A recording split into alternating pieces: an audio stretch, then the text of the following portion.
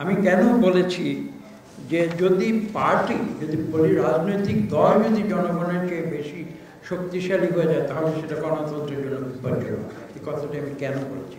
কথাটি বলেছি যে আপনারা যদি পিআর পদ্ধতির গভীরে যান তাহলে কিন্তু আপনারা দেখতে পাবেন যে সেখানে মানুষ কিন্তু সত্যিকার অর্থে একটি দলকে ভোট দিচ্ছে, কোনো ব্যক্তিকে ভোট দিচ্ছে না। তো বাংলাদেশের মানুষের যে সাইকোলজি, মানুষকে জবাবদিহি করতে চায়, মানুষকে প্রশ্ন করতে চায়, বাংলাদেশের মানুষের ধৈর্য অত্যন্ত সীমিত, অধৈর্য হয়ে যায় কোনো কিছুতে। বাংলাদেশের মানুষ আবেগময়। তো সেইগুলি বিষয়গুলো কিন্তু আমরা অস্বীকার করতে পারি না। কাজে সেখানে একটি নৈর্ব্যক্তিক, আমি বলবো যে পিআর সিস্টেম একটা নৈর্ব্যক্তিক একটি ভোটিং প্রক্রিয়া। কাজে এইটা বাংলাদেশের মানুষের যে গতি প্রকৃতি, চরিত্র এবং যে সাইকোলজি, তার সঙ্গে কিন্তু কখনো খাওয়া না। এবং সেই কারণে মানুষ একজন নৈর্ব্যক্তিক দলকে, রাজনৈতিক দলকে ভোট দেবে, এটা সত্য, দলকে দেবে, কিন্তু পাশাপাশি তারা কিন্তু জানতে চায় যে আমার নির্বাচনী এলাকায় কাকে আমি দায়ী করব। বাংলাদেশের মানুষ কিন্তু আজকে আমাকে ভোট দেবে, কাল কিন্তু আমাকে দায়ী করবে। আমি যদি তার সঠিক যে এক্সপেকটেশন, তার যে প্রত্যাশা, সেটা যদি আমি পূরণ না করি তখন আমাকে দায়ী করবে ব্যক্তি হিসেবে। এবং এটা কিন্তু এভাবেই আমরা রাজনীতি করে এসেছি। কাজে আজকে এই বিষয়টি নিয়ে, নিশ্চয়ই এই বিষয়টি নিয়ে ডিবেট হবে, আলোচনা হবে।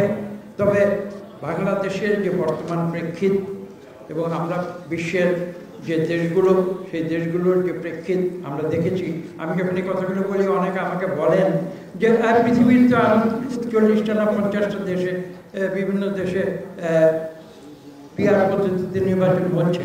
তখন আমার উত্তর হচ্ছে এই, যেটা আমি বলেছি, যে ওই 30-40টি দেশের প্রেক্ষিত আর বাংলাদেশের প্রেক্ষিত কিন্তু এক নয়। যে কারণে এখানে এই পিআর পদ্ধতি একটা ডিবেট আজকে কতটা প্রাসঙ্গিক সেটা নিয়ে কিন্তু প্রশ্ন হতে পারে।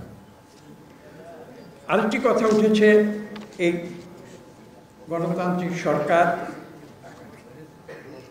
যত 3টি অংশ আছে আজকের আলোচনা। একটা হচ্ছে গণতন্ত্র উত্তরণ। তো সেই বিষয়টা বলছি যে এই যে একটি গণতান্ত্রিক সরকারে যাবার বাংলাদেশের মানুষের যে ইচ্ছে, সেই ইচ্ছেটা পূরণ করার বিষয়ে যত বিলম্ব হবে তত সমস্যা দেখা দেবে। ইতিমধ্যে সমস্যা দেখা গিয়েছে।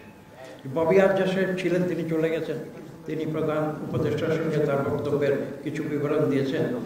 আমি ছোট্ট একটি বিবরণ দিয়ে আমার নিজের অভিজ্ঞতা থেকে, প্রধান উপদেষ্টাকে আমি আজকে থেকে কিছুদিন আগে বলেছিলাম, এই যে নৈরাজ্য, এই যে মব রুল আপনারা বলছেন, এই যে আইন শৃঙ্খলার অবনতি বলছেন, আমি প্রধান উপদেষ্টাকে স্পষ্ট ভাষায় বলেছিলাম, আপনি আজকে নির্বাচনের তারিখ ঘোষণা দিন, দেখবেন যে আগামীকাল থেকে বাংলাদেশে এই নৈরাজ্য ক্রমশ অবস্থিত হয়ে যাবে। কারণ যে বাংলাদেশের মানুষের সাইকোলজিটা তো আমরা জানি। আমরা এই যে নির্বাচন তো বাংলাদেশ একটু উৎসবের মতো ছিল, আমরা কি দেখিনি সেই উৎসব? 91-র কথা আমি একটু বলেছি, সেটা তখন উৎসবের মতো ছিল না। তো কাজেই আমি যখন প্রথম রাজনীতিতে আসি 91 সালে, আমি প্রায় 100 উপদেষ্টা, আমার নিজের উপদেষ্টা, তাদের সঙ্গে আলাপ করেছিলাম। এবং তাদের মধ্যে আমাকে কয়েকজন নিষেধ করেছিল যে এই সন্ত্রাসময় পরিস্থিতি, 80 দশকের কথা বলছি, এই সন্ত্রাসময় রাজনীতির মধ্যে যাওয়া যে আর এত বড় কোনো বোকামি আর হয় না, এই কথা আমাকে বলেছিলেন অত্যন্ত জ্ঞানীগুণী লোকেরা।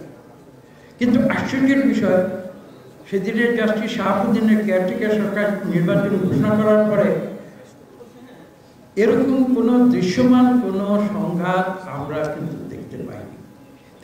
এই কারণে যে বাংলাদেশের মানুষ একবার নির্বাচনে ঢুকে পড়ে, তখন কিন্তু অন্য কিছুতে যাওয়ার সুযোগ তাদের থাকে।